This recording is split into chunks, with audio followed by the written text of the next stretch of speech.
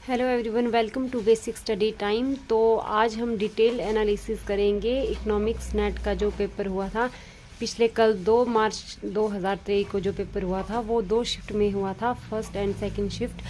तो इसमें इकोनॉमिक्स के जो क्वेश्चन पूछे गए थे, जिस तरह के क्वेश्चन पूछे गए थे उसके बारे में हम देखेंगे कि कौन से क्वेश्चन पूछे गए थे, पेपर का पैटर्न कैसा रहा। तो देखिए, सबसे पहले योजनाओं से रिलेटेड क्वेश्चन आया था, जैसे जल जीवन मिशन, प्रधानमंत्री ग्रामीण रोजगार योजना। इसमें 3-4 योजनाएं थी, तो इसका सीक्वेंस लगाने के लिए आया था, इसका एस्टेब्लिशमेंट ईयर के हिसाब से। नेक्स्ट है ISLM मॉडल, ये आया था, मॉनेटरी और फिजिकल पॉलिसी की इफेक्टिवनेस पूछी गई थी इसमें। फिर नेक्स्ट मॉनेटरी और फिजिकल पॉलिसी की इफेक्टिवनेस से ही रिलेटेड था, बट ये मुंडेल फ्लेमिंग मॉडल में पूछा गया था, fixed and floating exchange rate में। फिर नाबार्ड, IDBI, ICICI, IFCI, इसमें इनका एस्टिब्लिशमेंट ईयर के अकॉर्डिंग भी इनको सीक्वेंस में लगाना था, ये पूछा गया था। हेट्रोस्केडिस्टिसिटी और मल्टी कोलिनियरिटी से रिलेटेड क्वेश्चन आया था। मल्टी डायमेंशनली पुअर स्टेट्स, ये भी क्वेश्चन आया था। इसमें कुछ स्टेट्स दिए हुए थे 5-6, तो उसको सीक्वेंस में लगाना था, ये नीति आयोग की रिपोर्ट के अकॉर्डिंग पूछा था। ये एग्जैक्ट मेरे को याद नहीं है, शायद नीति आयोग की ही रिपोर्ट के अकॉर्डिंग था। फिर आया था रियल GDP से रिलेटेड क्वेश्चन, इसमें पूछा था USA, UK, जापान, जर्मनी। इसमें ये कंट्री का थोड़ा हो सकता है कि शायद या जापान था या जर्मनी था। इंडिया, चाइना, इनमें भी सीक्वेंस करना था कि रियल GDP असेंडिंग या डिसेंडिंग ऑर्डर में लगाना था। फिर प्रोड्यूसर सरप्लस, नेक्स्ट देखते हैं, प्रोड्यूसर सरप्लस से रिलेटेड क्वेश्चन पूछा गया था, ये दोनों शिफ्ट में आया था। इनकम इलास्टिसिटी निकालने को आया था, CRR, SLR, bank rate, RR, RRR। ये मार्च 2022 के RBI रिपोर्ट के अकॉर्डिंग जो है इनको डिसेंडिंग या फिर असेंडिंग ऑर्डर में लगाना था, ये भी दोनों शिफ्ट में आया था। CES प्रोडक्शन फंक्शन की इलास्टिसिटी 0 to इन्फिनिटी, ये इसका आंसर था, तो ये भी दोनों शिफ्ट में पूछा गया था। रीडिंग कॉम्प्रीहेंशन जो सेकंड शिफ्ट का था वो बहुत इजी था, बट फर्स्ट शिफ्ट वाले बता रहे हैं कि उनका रीडिंग कॉम्प्रीहेंशन अपने पेपर का थोड़ा टफ था। तो सेकंड शिफ्ट में 2008 के जो फाइनेंशियल क्राइसिस हैं, एक तो उससे रिलेटेड कॉम्प्रीहेंशन था, और सेकंड था जो नोबेल प्राइज़ विनर हैं जो लास्ट ईयर 2022 में जिनको मिला था, उनका जो रिसर्च एरिया था उससे रिलेटेड ये टॉपिक था। नेक्स्ट है नीति आयोग से भी काफ़ी क्वेश्चन पूछे गए थे फर्स्ट एंड सेकंड शिफ्ट में। तो इसमें कुछ कोटेशन दी हुई थी कि ये थिंक टैंक है या स्टेटरी बॉडी है, तो इस तरह से ये क्वेश्चन पूछा गया था। फिर अनएम्प्लॉयमेंट रेट इन स्टेट्स, इसका भी क्वेश्चन था, इसमें भी अनएम्प्लॉयमेंट रेट से रिलेटेड 4-5 स्टेट दिए हुए थे, उनको भी सीक्वेंस में लगाना था कि किस स्टेट में अनएम्प्लॉयमेंट रेट ज़्यादा है। तो फिर 14th फाइनेंस कमीशन के चेयरमैन के बारे में पूछा गया था, जो YV रेड्डी हैं, तो ये ऑप्शन में 3-4 दिए थे, तो ये बहुत ही इजी और सिंपल क्वेश्चन था।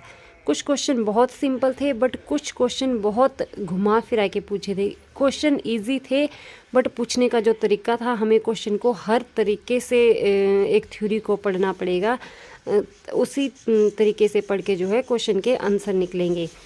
APC और MPC, ये भी बहुत सिंपल क्वेश्चन पूछा था कि लीनियर कंजम्पशन कर्व जो ओरिजिन से जाता है विदाउट इंटरसेप्शन, उसमें APC = MPC होता है, ये दिया हुआ था, तो ये इसका आंसर था।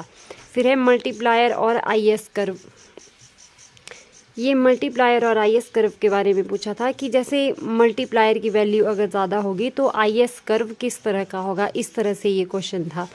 फिर ओलिगोपोली मार्केट से रिलेटेड क्वेश्चन आया था, ये मैच करने के लिए आया था, कुर्नोट, बर्टन, स्टैकलबर्ग और किंग्ट डिमांड कर्व, इसमें जो है इनकी डेफिनेशन दी हुई थी और इसको मैच करना था। नेक्स्ट है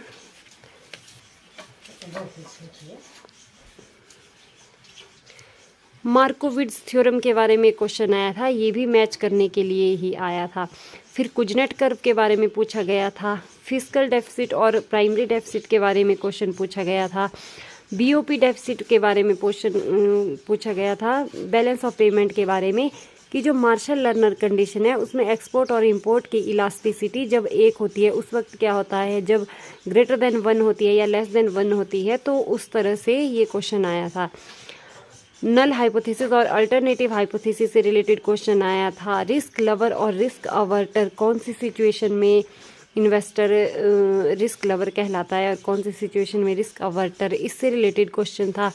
हेरोडोमर मॉडल से रिलेटेड क्वेश्चन आया था, ये भी बहुत इजी था। एक्चुअल वारंटेड और नेचुरल ग्रोथ रेट के बारे में। सार्क की मेंबर कंट्रीज़ के बारे में पूछा गया था कि कौन कौन सी है। फिर टैक्स मल्टीप्लायर का फॉर्मूला निकालने के लिए आया था, ये सिर्फ फॉर्मूला दिया था कि कौन सा इसमें टैक्स मल्टीप्लायर का फॉर्मूला है। फिर बजट में आया था 2022-23 का जो बजट है उसमें रेलवे, डिफेंस और कुछ 2-3 सेक्टर और थे, उन्हें जो है असेंडिंग ऑर्डर में लगाना था कि किसके ऊपर कितना खर्चा किया है सरकार ने। तो नेक्स्ट आया था गवर्नमेंट रेवेन्यू कलेक्शन से रिलेटेड। इसमें आया था कि GST, union excise duty, custom duty और 1-2 चीज़ें और दी गई थी। फिर इसमें ये करना था कि असेंडिंग या डिसेंडिंग ऑर्डर में लगाना था कि सबसे ज़्यादा रेवेन्यू कलेक्शन कहाँ से हुआ और इस तरह से कम कम करते जाना था। फिर नोबेल प्राइज़ विनर के बारे में पूछा गया था। अमर्त्य सेन, टिनबर्गन, ये अमर्त्य सेन तो था बट ये मेरे को कन्फर्म नहीं है। 2-3 अर्थशास्त्रियों के बारे में और पूछा था। फिर उसमें सीक्वेंस देना था कि किसको पहले मिला है, बाद में मिला है। सीक्वेंस असेंडिंग या डिसेंडिंग ऑर्डर में था। फिर जमींदारी सिस्टम के बारे में पूछा गया था कि ये किसने दी है, ये भी बहुत ही डायरेक्ट क्वेश्चन आया था। तो ये लॉर्ड कॉर्नवालिस ने 1793 में ये दिया था ज़मींदारी सिस्टम को। तो नेक्स्ट था HDI के कंपोनेंट के बारे में पूछा गया था, ये भी बहुत बार एग्ज़ाम में पूछा जाता है। फिर इंडिफरेंस कर्व की प्रॉपर्टीज़ के बारे में पूछा गया था। एक ग्रेविटी मॉडल से रिलेटेड भी क्वेश्चन आया था। अजम्पशन ऑफ प्रेटो ऑप्टिमेलिटी और प्रेटो ऑप्टिमेलिटी की अजम्पशन के बारे में पूछा गया था, उसमें से उनको छांटना था। फिर आया था हर घर जल के लिए जो बजट में सरकार ने कितना प्रावधान किया है, एक ये वाला क्वेश्चन आया था। नेक्स्ट हम देखते हैं कंज्यूमर सरप्लस से रिलेटेड क्वेश्चन आया था और प्रोड्यूसर सरप्लस का क्वेश्चन वो भी दोनों शिफ्ट में आया था, फर्स्ट और सेकंड शिफ्ट में। फिर कोप सम्मेलन आए थे, कॉन्फ्रेंस ऑफ पार्टीज़, इसमें जो है मैच करना था कि कौन सा कोप सम्मेलन इनमें से कहाँ पर हुए हैं। तो नेक्स्ट आया था नॉर्मल गुड्स में डिमांड कर्व कैसा होता है, ये वाला क्वेश्चन भी ये फर्स्ट शिफ्ट के क्वेश्चन है। फिर आया था demand for labour and real veg में रिलेशन, ये भी फर्स्ट और सेकंड दोनों शिफ्ट में आया था। फिर टोल टैक्स किस पर लगता है, ये वाला क्वेश्चन आया था। सप्लाई कर्व से रिलेटेड इसकी प्रॉपर्टीज़ पूछी गई थी, ये वाला क्वेश्चन था। नेक्स्ट 5 ईयर प्लान से रिलेटेड भी क्वेश्चन आया था कि सेल्फ रिलायंस के बारे में कौन सा 5 ईयर प्लान बात करता है, ये क्वेश्चन आया था। फिर स्टेशनरिटी के लिए बेस्ट टेस्ट कौन सा है, उससे रिलेटेड क्वेश्चन आया था। प्रोबेबिलिटी से रिलेटेड क्वेश्चन आया था, ये भी दोनों पेपर में आया था, फर्स्ट और सेकंड दोनों शिफ्ट में। फिर ऑटो कोरिलेशन हेड्रोस्केटिस्टिसिटी और मल्टी कोलिनियरिटी, इससे रिलेटेड क्वेश्चन भी दोनों शिफ्ट में पूछे गए थे। फिर फिलिप्स कर्व से रिलेटेड क्वेश्चन था, ये मैच करने के लिए आया था। फिर गेम थ्योरी से रिलेटेड था, जीरो सम गेम के बारे में। और नैश इक्विलिब्रियम से रिलेटेड ये दोनों शिफ्ट में आया था। मतलब क्वेश्चन सेम कॉन्सेप्ट से दोनों शिफ्ट में कुछ चीज़ें आगे पीछे करके क्वेश्चन पूछे गए थे। क्वेश्चन बहुत ज़्यादा टफ भी नहीं था और क्वेश्चन पेपर बहुत ज़्यादा इजी भी नहीं था, मॉडरेट लेवल का था। डायरेक्ट क्वेश्चन बहुत कम पूछे गए थे, क्वेश्चन घुमा फिरा के पूछे थे इजी, बट उनको इस तरह से पूछा था कि उसमें उस वक्त क्वेश्चन को सॉल्व करने में टाइम लग रहा था। तो ये था फर्स्ट एंड सेकंड शिफ्ट का पूरा एनालिसिस। बाकी अगर बाद में जब क्वेश्चन पेपर आता है, जब आंसर की आएगी, उस वक्त हम एक एक क्वेश्चन को डिटेल में डिस्कस करेंगे। अगर आपको वीडियो अच्छा लगा, हेल्पफुल लगा, तो वीडियो को लाइक करें, शेयर करें और चैनल को सब्सक्राइब करें। Thank you.